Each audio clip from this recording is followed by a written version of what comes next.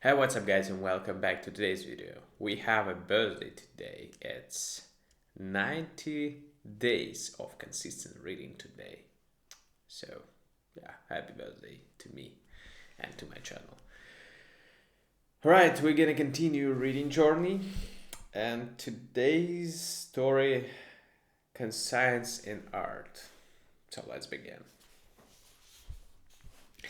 I never could hold my partner, Andy Tucker, down to legitimate ethics of pure swindling, said Jeff Peters to me one day. And he had too much imagination to be honest. He used to devise schemes of money getting so fraudulent, and high financial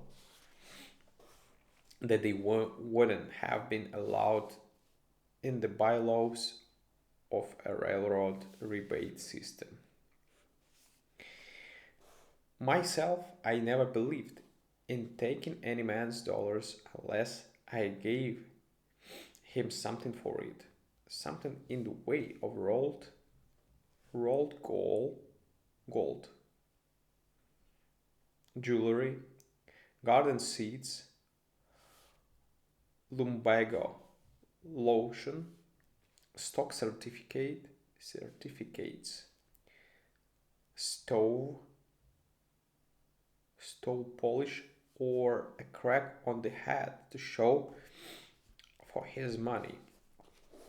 I guess I must have had New England ancestors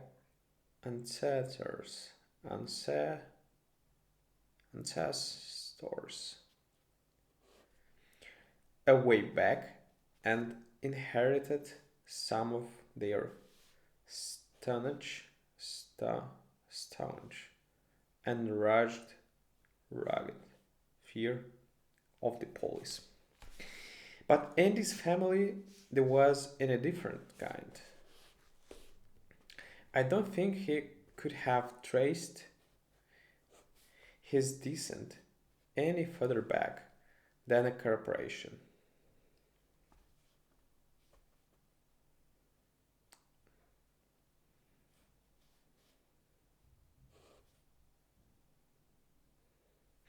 One summer, while he was in the Middle West, walking down the Ohio Valley with a line of family albums, headache powders, and Roach Destroyer, and he takes one of his notions of high and affordable financing. Financing. Jeff, says he, I've been thinking that we ought to drop these rutabaga fanciers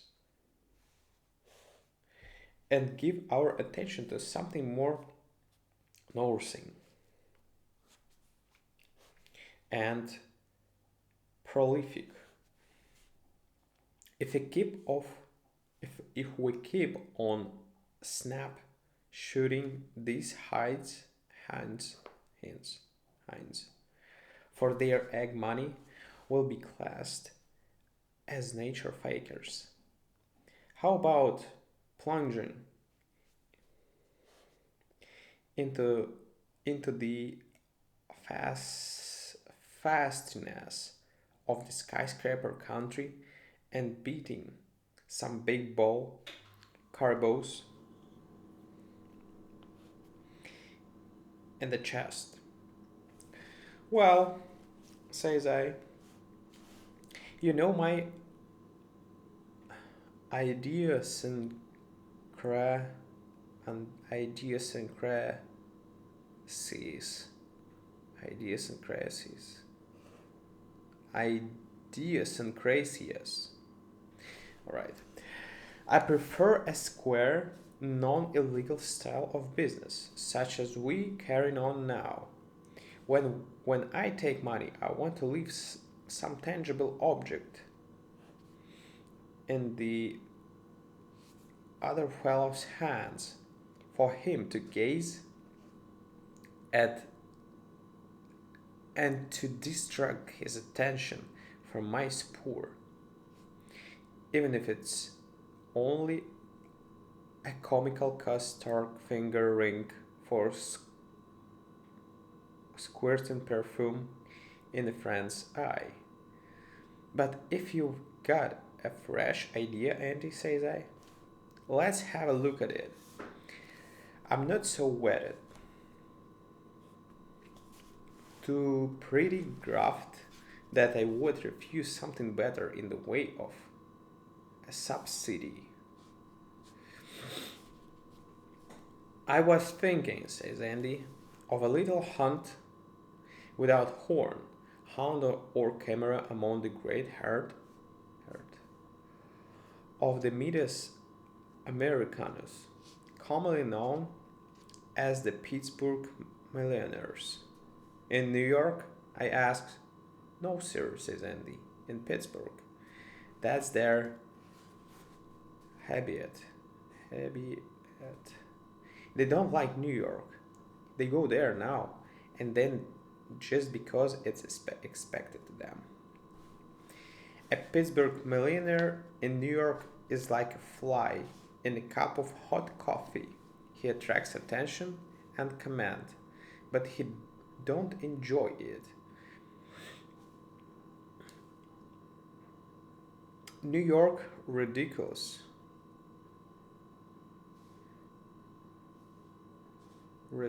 him for blowing so much money in that town of sneaks and snobs and sneers. The truth is, he don't spend anything while he isn't there. He is there. I saw a memorandum of expenses for a 10-day trip to Buncombe, town made by a Pittsburgh man worth 15 million once. Here's the way he set it down. Error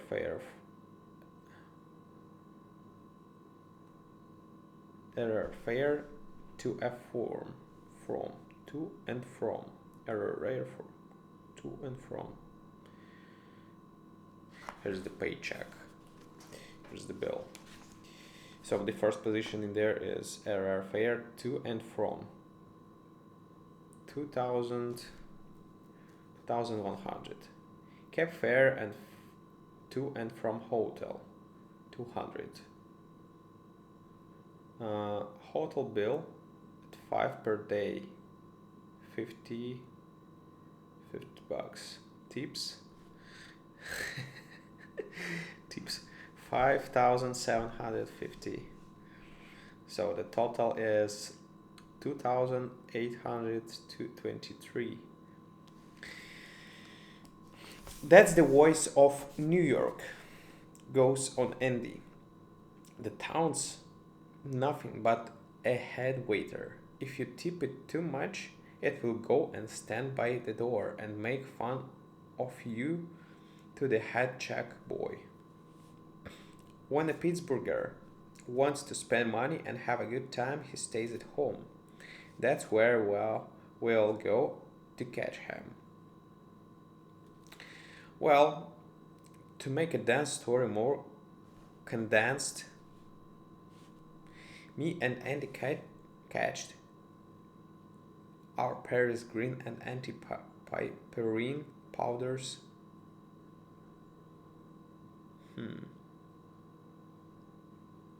Catch should be another form, right? Catch, caught. Alright. Well, to make a dance story more condensed, me and Andy catched our Paris green and anti-pyrene powders and albums in the French cellar and took the trail to Pittsburgh. Andy didn't have any special prospectus of chine,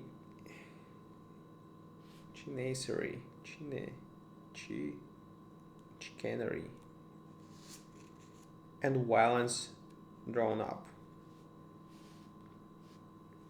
But he always had plenty of confidence that his immoral nature would rise to any occasion that presented itself. As a concession to my ideas of self preservation and rectitude, he promised that if I should take an active and incriminating part in any little business venture that we might work up, there should be something actual and cognizant to the senses of touch, sight, taste, or smell to transfer to the victim of the money. So conscience, my conscience might rest easy. After that, I felt better and entered more cheerfully into the foreplay, foul play, foul play.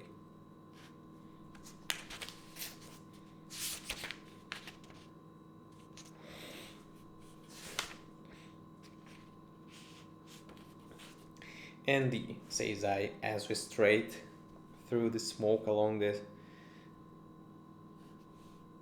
scene, cinder path, cinder path. They call Smithville Street. Had to figure out how we are going to get acquainted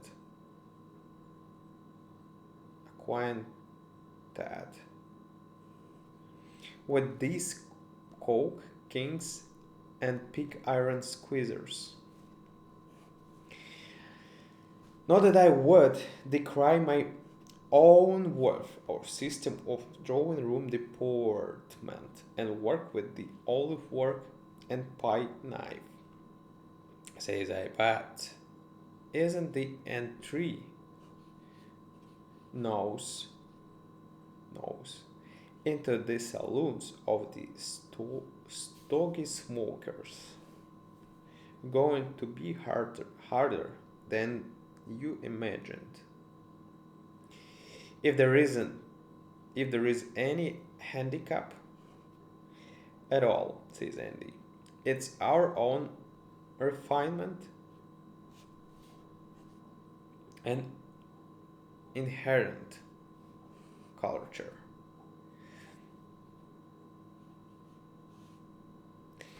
Pittsburgh millionaires are a fine body of plain, whole-hearted, unassuming, democratic men. They are rough, but incivil,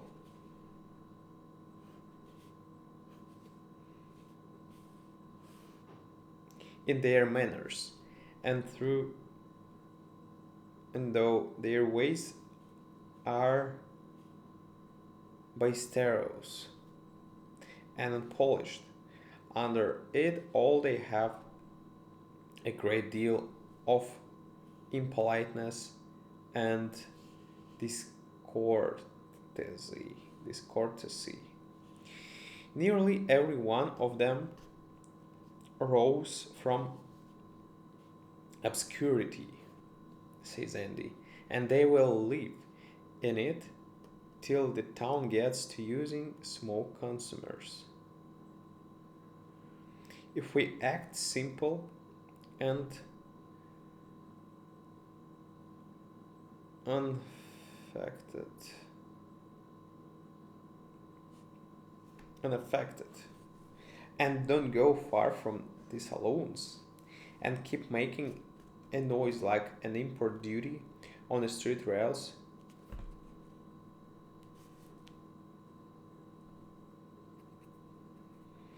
we won't have any trouble in meeting some of them socially. Well, Andy and me drifted about town 3 or 4 days getting our bearings. We got to knowing several millionaires by sight. One used to stop his automobile in front of our hotel and have a quart of champagne brought out to him. When the waiter opened it, he'd turn it up to his mouth and drink it out of the bottle. That shout he used to be a glassblower before he made his money. One evening, Andy failed to come to the hotel for dinner. About 11 o'clock, he came into my room. Landed one, Jeff, says he. 12 millions. Oil, rolling mills, real estate, and natural gas. He is a fine man. No heirs about him. No heirs about him. Interesting. Made all his money in the last 5 years. He's got professors posting him up now in education, art, and literature, and haberdashery, and such things. Alright, guys, here's the end of the first part, and see you tomorrow on the next one. Thank you for listening to me today, and see you tomorrow. Bye.